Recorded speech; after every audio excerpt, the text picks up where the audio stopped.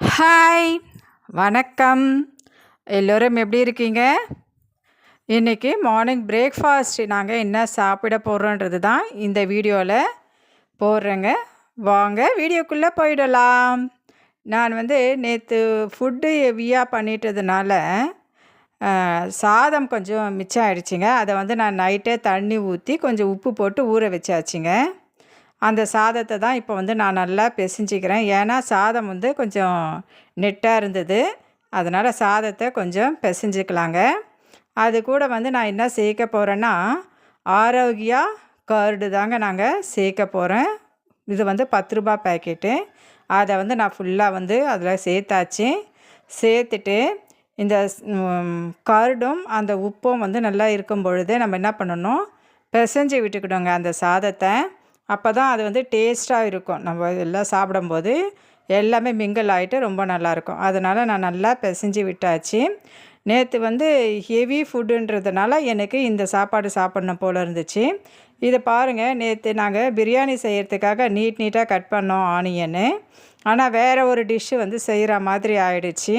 அதனால் இந்த ஆனியன் மிச்சம் ஆகிடுச்சு. அந்த ஆனியன் தாங்க நான் எடுத்து இதில் சேர்க்க போகிறேன். நீங்கள் நீட்டாக கட் பண்ணாமல் பொடியாக கட் பண்ணி போட்டிங்கன்னா இன்னும் நல்லா டேஸ்ட்டாக இருக்குங்க. அது கூட கொஞ்சம் பச்சை மிளகாயும் சேர்த்துக்கலாம். பாருங்கள், இன்னும் கொஞ்சம் சேர்த்துட்டு இந்த ஆனியன் சேர்த்த பிறகு கொஞ்சமாக கலக்கி விட்டுக்கலாங்க. இது கூட நம்ம என்ன சைடிஷ்னால் ஊறுகாய் இருந்தால் சேர்த்துக்கலாம். ஆனால் நான் ஊறுகாய் சாப்பிட போகிறது இல்லைங்க. அதுக்கு பதிலாக நேற்று நம்ம செஞ்சோம் இல்லைங்களா அந்த டிஷ்ஷு, சிக்கன் டிஷ்ஷு, அதில் கொஞ்சமாக மிச்சம் ஆகிடுச்சிங்க.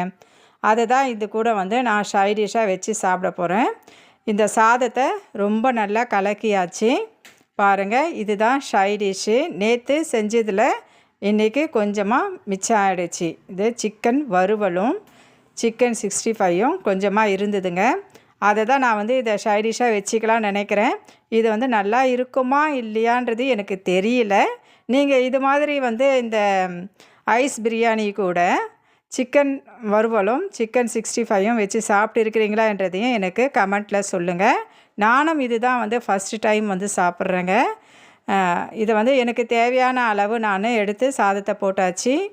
அது சாதம் மட்டும் இல்லாமல் மோர் நிறைய ஊற்றிக்கிறேங்க. ஏன்னா வயிறு ஒரு மாதிரி எரிச்சலாக இருக்கிற மாதிரி இருந்ததுனால ஃபஸ்ட்டு மோர் நல்லா 2 டம்ளர் குடிச்சிட்டு அதுக்கப்புறமா தான் இந்த சாதத்தை நான் சாப்பிட போகிறேங்க. இது கூடயும் பார்த்தீங்கன்னா என்ன டிஷ்ஷுன்னா சைட் டிஷ்ஷு சிக்கன் வறுவலும் சிக்கன் 65யும் தாங்க. பாருங்கள், இது எனக்கு நல்லா இருக்குமா என்னான்னு தெரியல. ஆனாலும் நான் சாப்பிட்டு தான் ஆகணும். ஏன்னா இதை வேஸ்ட் பண்ணிடக்கூடாது இல்லைங்களா. அதனால் இதுதான் என்னுடைய மார்னிங் பிரேக்ஃபாஸ்ட்டுங்க. இதை ஐஸ் பிரியாணின்னு கூட நம்ம சொல்லலாம் இல்லைங்களா. ஐஸ் பிரியாணியும் சிக்கன் 65வும் சிக்கன் வறுவலும் தாங்க இன்றைக்கி என்னுடைய பிரேக்ஃபாஸ்ட்டு. இது எனக்கு ஒரு டிஃப்ரெண்ட்டான பிரேக்ஃபாஸ்ட்டு தாங்க. இந்த பிரேக்ஃபாஸ்ட் உங்களுக்கு பிடிக்குமான்றதை எனக்கு கமெண்ட்டில் சொல்லுங்கள்.